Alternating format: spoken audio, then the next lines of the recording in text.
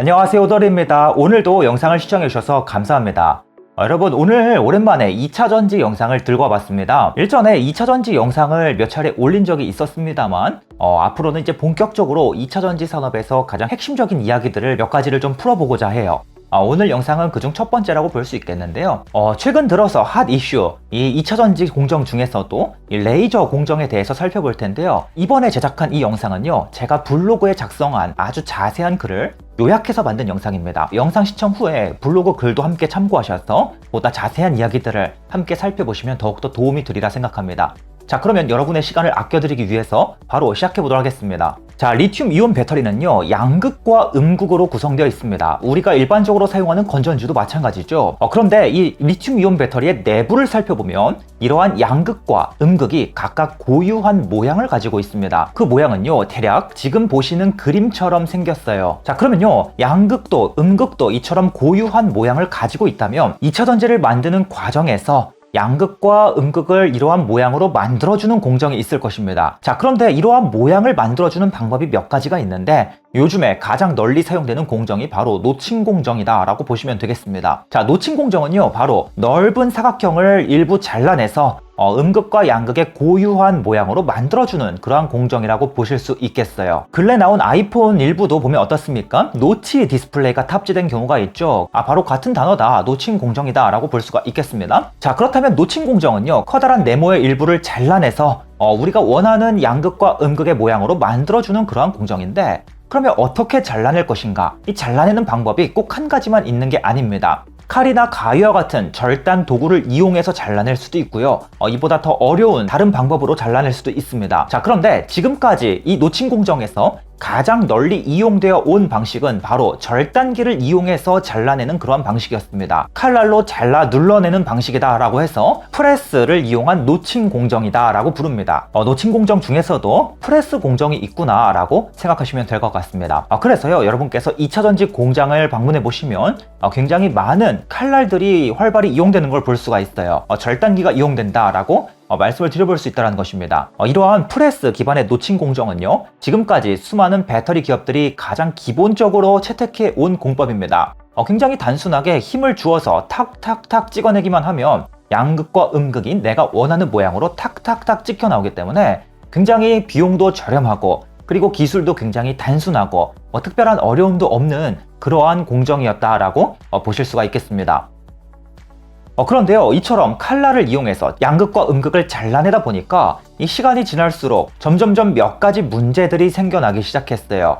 계속해서 배터리의 성능이 점점점 더 좋아질수록 양극과 음극의 모양을 더욱더 정밀하게 잘라줄 필요가 있다라는 것입니다. 그런데 이처럼 배터리 성능이 점점 발전할수록 칼날을 이용한 방식의 단점이 점점점 부각된 것입니다. 자, 그럼 어떤 단점이 있는가 쉽게 한번 설명을 드려보겠습니다. 자, 우리가 흔히 볼 수 있는 커터칼을 한번 살펴보시면 어떻습니까? 이 커터칼의 칼날에 마디가 그려져 있는 걸 볼 수가 있죠. 이러한 마디가 왜 있는지 여러분 잘 아실 겁니다. 우리가 칼을 계속 사용하다 보면 이 칼이 점점 무뎌져요. 그러면 가장 겉에 있는 마디 하나를 톡 하고 잘라내면 다시금 굉장히 날카로운 칼이 된다라는 것입니다. 자, 바로 프레스를 이용한 노칭 공정도 같은 문제가 생깁니다. 절단기의 칼날이 점점점 무뎌지는 그러한 이슈가 발생합니다.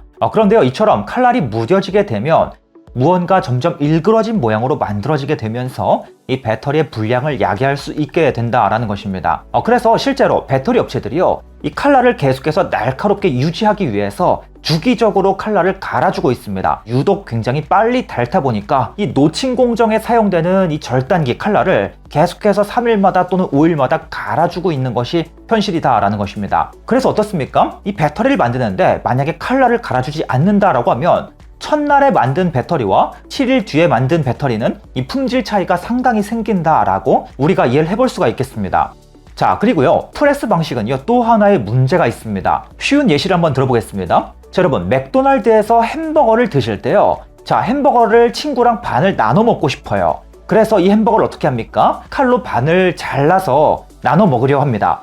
근데 어떻습니까? 햄버거를 칼로 꾹 눌러주는 순간 어떤 일이 벌어집니까? 햄버거가 움푹 들어가게 되죠. 그리고 어떻게 됩니까? 막 고기, 양상추, 토마토가 삐죽삐죽 밖으로 튀어나오게 됩니다. 무언가 햄버거가 움푹 들어가면서 모양이 망가지면서 잘린다라는 것이죠. 이 노칭 공정에서도 마찬가지입니다. 칼날을 이용해서 양극과 음극을 탕탕탕 쳐내면서 잘라주게 되면 바로 이 칼날이 양극과 음극을 움푹 누르면서 깊숙이 누르면서 자르게 된다는 것입니다.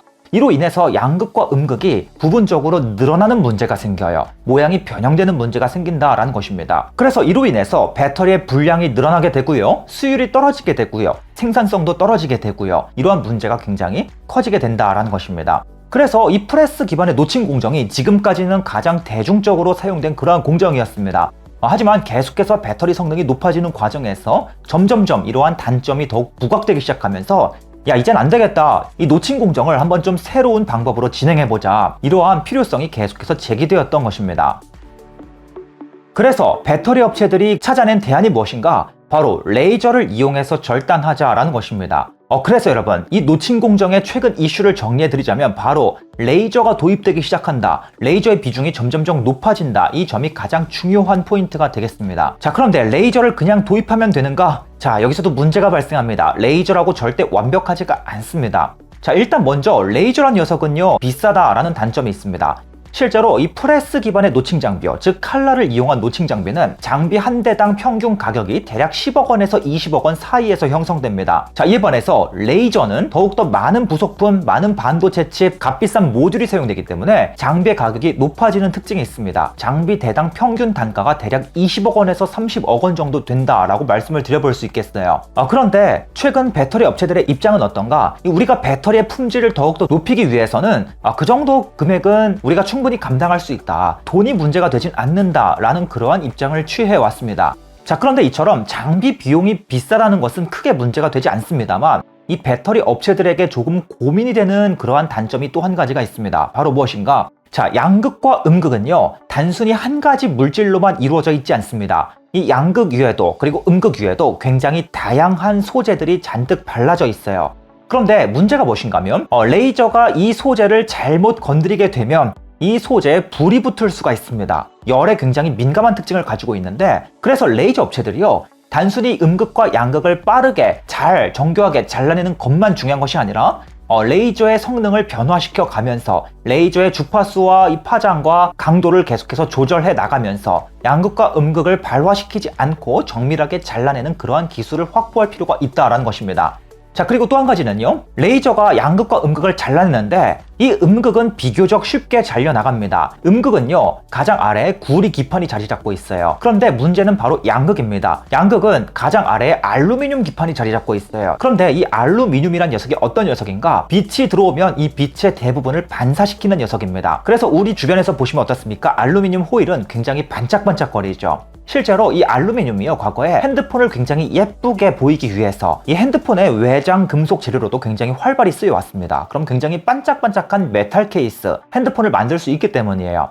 자, 그래서 어떤 이슈가 생기냐? 이 레이저 노칭을 도입하다 보니까 음극은 비교적 쉽게 잘려나가는데 이 양극은 정말 잘 안 잘린다는 것입니다. 빛을 자꾸만 반사시켜서 빛이 다시 장비로 돌아오게 돼요. 그래서 레이저 업체들은 이 알루미늄을 굉장히 정밀하게 잘라내기 위해서 또다시 알루미늄에 최적화된 그러한 레이저를 개발해야 합니다. 레이저의 파장도 바꾸고 강도도 바꾸고 또 레이저 빛을 만들기 위한 소스 물질도 바꾸고 그리고 레이저 장비의 모듈도 바꿔야 합니다만 더욱 근본적으로는 이 레이저를 굉장히 고주파수로 아주 빠르게 다다다다다 조사시키면서 이 양극을 정밀하게 잘라낼 필요가 있는데 이 기술을 가진 기업이 아직까지는 그렇게 많진 않다 라고 이제 보실 수 있다는 것입니다. 그리고 또 어떻습니까? 이 양극에 사용되는 알루미늄은 음극보다 훨씬 더 두껍습니다. 이 음극에 사용되는 구리의 두께는 대략 한 3마이크로미터에서 5마이크로미터 수준으로 한 자릿수 단위를 가지고 있다라고 보시면 되겠습니다. 그런데 양극은 기술적인 한계로 인해서 이 두께가 20마이크로미터 내외의 두께를 가지고 있어요. 즉 음극보다 4~5배 이상 두꺼운 두께를 가지고 있고 그만큼 레이저를 이용해서 더 오랫동안 잘라내야 되는 그런 문제를 가지고 있다라는 것입니다. 그래서 레이저 노칭 업체들이 바로 이러한 양극에 사용되는 레이저 장비를 개발하는데 현재 몰두하고 있는 상황이다라고 볼 수 있겠습니다. 자, 그래서 지금까지 이 노칭 공정에서 발생하고 있는 핵심적인 이슈들 좀 살펴봤고요. 자, 그러면 레이저 장비를 만드는 기업들은 누가 있는가? 제가 주목하고 있는 기업들에 대해서 한번 좀 말씀을 드려보겠습니다.